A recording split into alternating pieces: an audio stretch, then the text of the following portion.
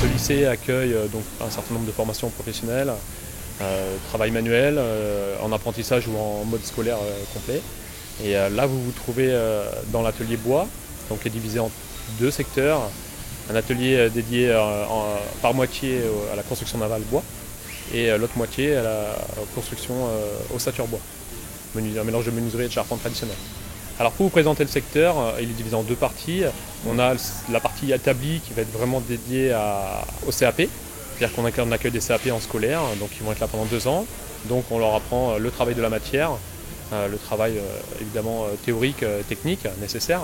Et puis la deuxième partie de l'atelier est constituée de projets, c'est-à-dire qu'on a des bateaux qui appartiennent au lycée ou des bateaux qui nous sont confiés par des privés sur lesquels on intervient.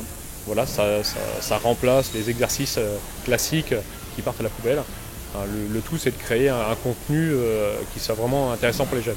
Quelque chose de concret et vraiment en lien avec le monde professionnel. Pour ce qui est CAP, donc en 2 ans scolaires, on accueille 2 classes qui ont un effectif variant entre 10 et 15 personnes. Voilà, donc c'est des élèves qui sortent à peu près de 3e pour la plupart, ou qui ont déjà un diplôme du bois, certains, et qui font le diplôme en avant. Et pour les brevets professionnels qui sont derrière moi, donc là c'est un diplôme toujours en 2 ans, c'est un groupe d'une douzaine de personnes qui sont en apprentissage, donc ils ont un patron et ils font une rotation 3 semaines en CFA, 3 semaines en entreprise à peu près. Là c'est la particularité de l'apprentissage, dans notre secteur d'activité, c'est vrai que ça demande une grande mobilité, c'est-à-dire que concrètement pour faire des bateaux il faut être sur la côte, sur le littoral. Et donc les patrons forcément sont répartis sur une distance conséquente, c'est-à-dire que j'ai des apprentis qui sont implantés depuis Dunkerque, à Gravelines, jusqu'à Noirmoutier, en passant par la Bretagne, la Normandie évidemment. Donc il y en a pour certains, c'est 4-5 heures de route pour venir au CFA.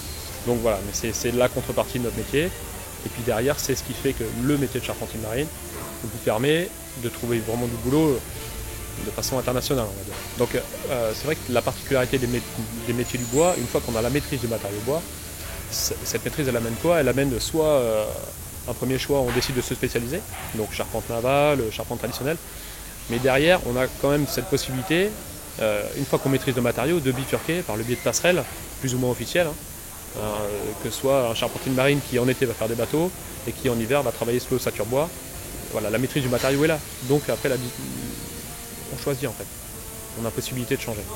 Les formations de charpentier de marine sont au nombre de 3 en France. Il y en a une à Bordeaux, une à Marseille et une ici en Normandie. Ce qui est des BP, très concrètement, le contenu c'est par semaine en CFA, c'est environ 18 heures d'atelier. On est sur 30-35 heures de cours, 18 heures d'atelier pur. Donc la partie atelier comprend la théorie du métier, la pratique et aussi le traçage sur épure qui est une épreuve du diplôme final. Et à côté de ça, vous avez le reste du temps qui est consacré aux matières classiques, maths, français, dessin industriel, maîtrise de l'outil informatique. C'est un métier de passionné à la base. Il y en a qui se découvrent un amour pour le bois par le biais de ce métier-là. Il y en a qui se découvrent un amour de la mer. Et que, je ne suis pas poète dans l'âme, mais moi ce que j'adore dans ce métier-là, et ce que je retrouve chez beaucoup de mes apprentis, c'est qu'il y a cet amour de la mer, quoi. Le fait de voyager au travers des bateaux et de vivre un peu au travers des marins qu'on rencontre. On fait partie du monde de la mer et c'est quelque chose d'enrichissant.